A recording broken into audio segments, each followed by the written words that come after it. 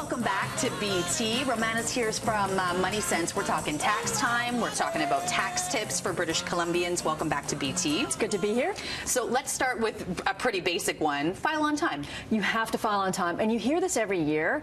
Oh, you got to file on time. There's a big problem. Oh, we don't want to have the CRA have a red flag on us. But the CRA is really trying to incentivize people to file on time. And they're doing this by looking at the finances. They're saying, listen, if you file on time, we're not going to penalize you. We're not going to charge you interest. If you don't file on time, we're increasing the penalties. We're not going to charge you 5%. We're going to charge you 6%. And on the interest you pay, you're not just paying 1% now, you're paying 2%. It gets worse.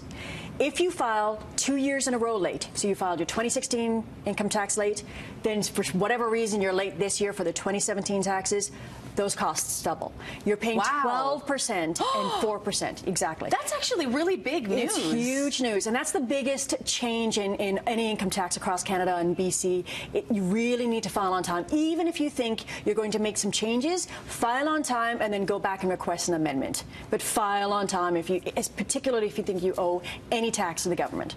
All right, let's talk about the credits that you can get if you're a parent. Yes, it's not all bad news, right? Okay, if you're a parent, the federal government said, listen, all this money that you're getting for children, the rebates, the credits, it's just too complicated. We're going to just streamline it. So they got rid of the credits you could get for arts and sports, which sounds bad, but the BC government didn't. So anyone living in BC, if you still have those receipts for your painting class or your soccer class, oh, I keep them all. Keep them all, and then file them. And it's not a lot of money. You're going to get maybe $10 back, $15 back on every $500 you spend. There is a cap, but that's 2 specialty coffees in my hand. So I'm okay with that. So that's what I'm going to do. You're the voice of the people. Yeah, exactly. It's 2 Frappuccinos in my hand. I'm good with that. So. All right. How about transit users? So transit users had a big disappointment in last year's budget announcements. They realized that they were no longer going to get the credits back on their monthly passes. So you could buy a monthly pass, save up the cost of that at the end of the year, and file that in your income tax. The federal government got rid of it. However, if you're a regular transit user, don't throw those receipts out immediately this year. You want to keep at least the first 6 months and file them. And so if you're paying $100 for a monthly pass, that's $600 in the first 6 months of 2017 that you can claim as a deduction on your income tax.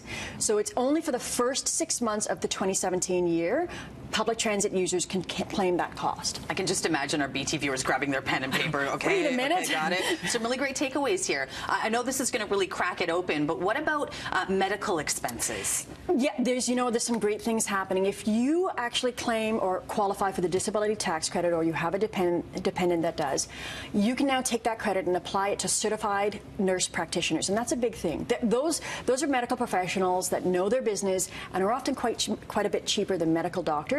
And for the first time ever, you can take your medical costs and credits and actually apply them to those certified professionals. That's a great thing. The other great thing is, for the first time ever, parents or would-be parents that are trying to have children and need medical intervention, you can claim those costs on your T1 medical schedule. Wow, haven't we come such a long way? Yes. Well, I mean, that's a huge cost, and it used to be such a big burden just to try and have a family. And now they're actually recognizing, yes, that is a medical cost. You can claim that. So something that a lot of people might be experiencing for the first time over the last few years is income from online businesses. How does that impact our tax filing this year? Well, we've always been told you have to claim every penny you earn, but a lot of times when it's a side business, a side hustle, we don't think about it. Well, just like a couple of years ago, the CRA cracked down on real estate investors. Now they're turning their attention to online income. They're saying anyone who earns online or income online needs to claim every dollar that they earn. Okay, that's good to know. It gets a little bit more detailed than that. Not only are you filing that T2125, which is the schedule for business earnings. There's that pen and paper. There's that pen and paper. It's all on the CRA website if you need to know. But you also need to understand where you're getting your income from, and you need to tell the CRA. So if you've got a Craigslist, you regularly sell stuff on Craigslist, and you've got an eBay store, and you've got an Etsy store, take that information, put it on your tax income return.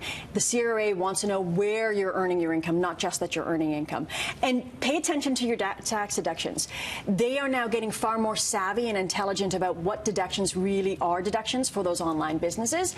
So you can't get too creative anymore. You can't take your whole Mac computer that you bought and say that's an entire deduction for this year. You have to actually take the deduction on an annual basis because it's a capital cost allowance. Great stuff.